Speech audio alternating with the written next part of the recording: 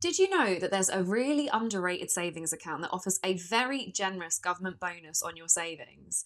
It's designed to help people save small and regular amounts when they're on a low income, and it's definitely worth considering if you meet the criteria. So, here's how the Help to Save scheme works.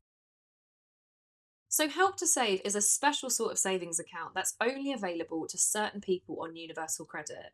You can pay in between £1 and £50 a month for up to 4 years, and instead of earning interest, you'll get a massive 50% boost from the government.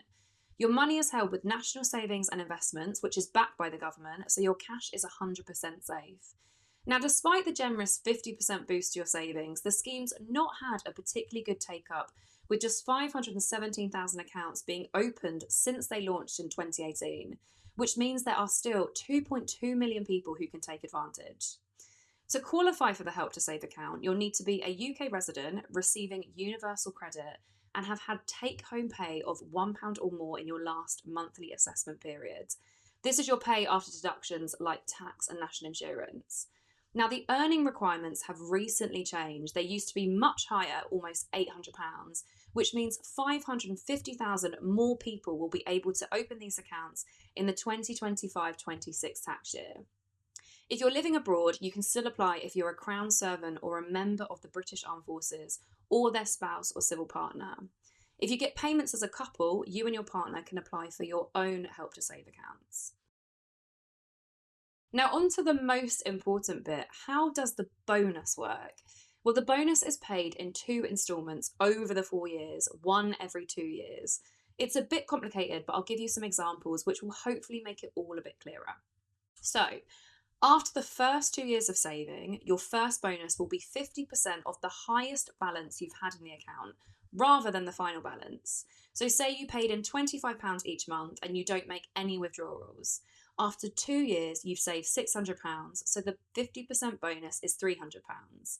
If you did the same but withdrew £200 just before the end of year two, though the balance after 2 years will be £400, you'd still get a £300 bonus as it's based on that high of £600. And after 4 years, you'll get the second bonus. Now, this one's calculated slightly differently. So rather than a 50% bonus on the total balance, it's only paid on the new money you've saved in years 3 and 4.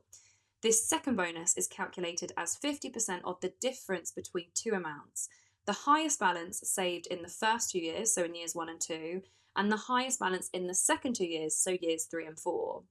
Going back to our £25 a month example and a maximum of £600 saved in years 1 and 2, if you were to add another £300 over the next 2 years, the difference between the two highest balances is £300. So you'll earn a 50% bonus on this, which is £150, at the end of the fourth year.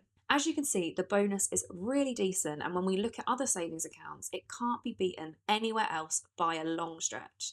And if you pay in the maximum at £50 a month for the entire 4 years, you could earn as much as £1,200 by the end of the term.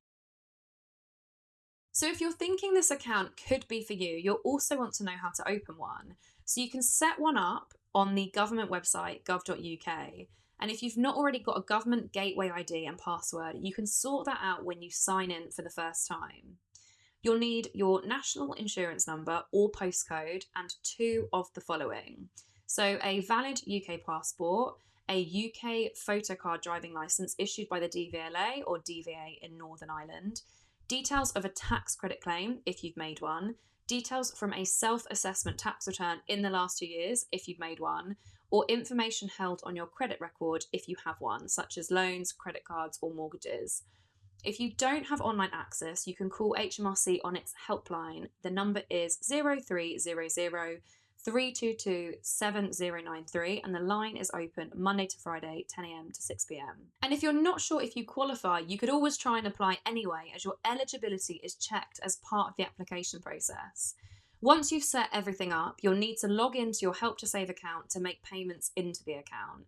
You can make one-off transactions or set up a standing order. However, be mindful that if you set up a weekly amount, you might end up with a different amount being paid into the account in certain months.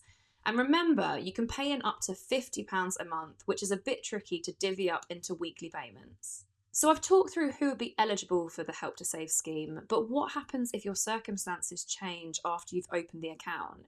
That's okay, you only need to meet the criteria when you apply. So if something changes afterwards, you can still save into the account and get the government bonus. Say you leave the UK temporarily, you'll be able to contribute to your Help to Save account for a certain period of time, but it will depend on your specific circumstances. If you want to check, do give HMRC a call on the helpline. Now, importantly, there is a deadline to apply for Help to Save, so you'll need to apply by April 2027. You'll then be able to keep the account for 4 years. After the 4 years, your Help to Save account will close and your savings plus the final bonus will be moved to your nominated account. Now, it's worth noting that you can only have the Help to Save account once. So, after your account is closed, you'll not be able to open another one. If you want to close your account before the 4 years, you can, but be mindful of this. If you close your account early, you'll miss your next bonus, and as I said, you'll not be able to open another one. If you find you're unable to make payments into the account, or you don't want to, it's still a good idea to keep the account open.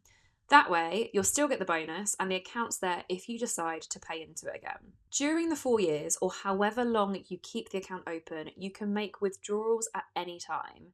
So the money's sent to your nominated bank account, although it can take up to 3 working days.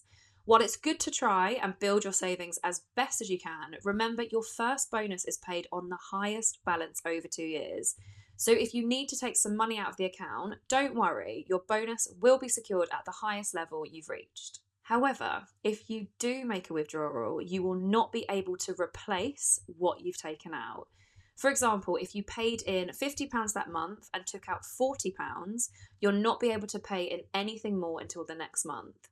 So if you can avoid it, it's best to wait to make withdrawals until the end of each 2-year period, as that'll ensure you're always increasing your balance and getting the highest bonus possible. Now, you might be wondering if a Help to Save account could affect your benefits.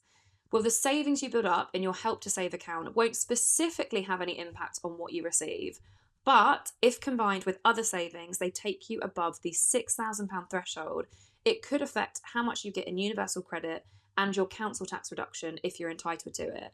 And if you live with your partner, their savings could also affect your benefits. So if you both have a Help to Save account and save the maximum amount each month, your savings together could reduce how much you could claim.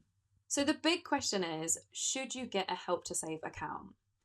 I'd say if you qualify for it, it's definitely worth considering, as that 50% bonus can't be beaten anywhere else.